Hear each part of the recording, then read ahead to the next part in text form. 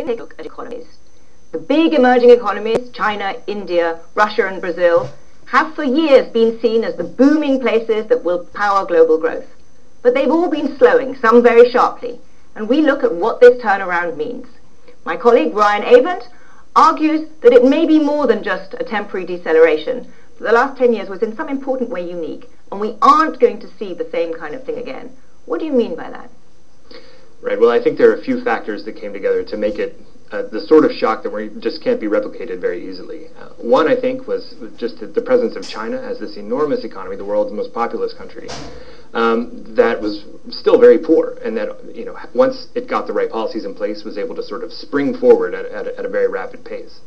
I think the second factor was that this growth was able to sort of impact the rest of the world at a very sudden and sharp way because of changes in the global trading environment. China was able to sort of involve itself in supply chains that were already there, and in that way become very involved in global trade, contribute to this hyper-globalization that we saw over the past 10 to 15 years, and become, in fact, what some economists have called a mega-trader, in which trade accounts for a huge share of its economic growth. And China also accounts for a very large share of global exports. And the third thing that amplified the sort of previous two factors, I think, was the fact that the Chinese growth was a particular sort of growth that had a lot of spillovers to the rest of the world. It's very export-oriented, reserve accumulation, a sort of pattern of growth was very impactful. So it was not just big, it was a very powerful impact on everybody else. It was a kind of unique model that had a huge effect. Absolutely. And certainly the huge surge in exports was part of that. I think the demand for commodities was another part of that, which buoyed a lot of the other emerging markets. Even though China was the center of the story, it was in fact a very broad-based catch-up with about 75% of the emerging world was growing faster than the rich world during this time, catching up. I think that's a really interesting analysis. I guess the question is, there are still a lot of poor countries out there. Why can't they kind of do the same thing? And you know, we think of this now as a world of the rise of emerging economies. Why is the ripple effect going to be smaller?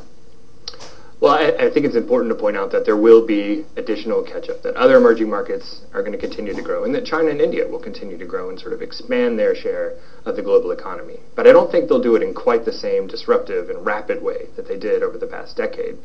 And one reason for that is that there's just less scope for them to catch up quickly because they've already gotten a lot richer. China especially has been successful at catch-up and moving its population from the countryside into cities.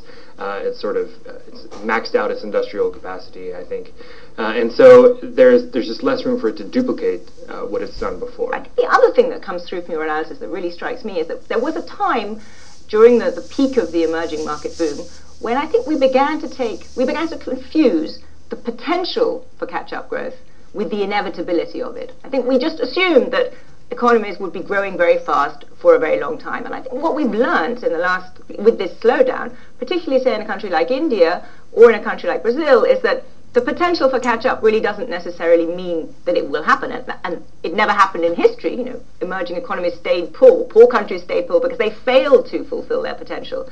And isn't that sort of what we're seeing? Say in India, India is still a very poor country with a lot of people, but its growth rate is not the double digit that we thought might be sustainable. It's a lot lower than that, and that presumably is because there's a lot of reforms that haven't happened. What you said is exactly right, that India saw these double-digit growth rates that it managed at one point, believed the hype, and then sort of sat back and didn't complete a lot of the reforms that were going to be necessary to carry that growth along. You see the same thing, I believe, in commodity-producing economies that sort of looked on these rising prices as a new normal, and that maybe neglected to invest in infrastructure, to invest in education, to prepare for life after the Chinese-led commodities boom. And so part of the slowdown, I think, is the sort of realization that there's more hard work to be done, and in fact, these economies haven't been doing enough of it. There's more hard work to be done, and the peculiar characteristics of the last decade, driven by this very, very large economy with a very extreme model that probably can't be replicated by everyone. It's not just the pace of urbanization, but it's the nature of an economy that has investment rates of China's investment rate. The way it did things, it's not clear that everybody else can do. Not least, perhaps, because the rich world is no longer so willing to or able to absorb all of that stuff. Ryan, thank you very much.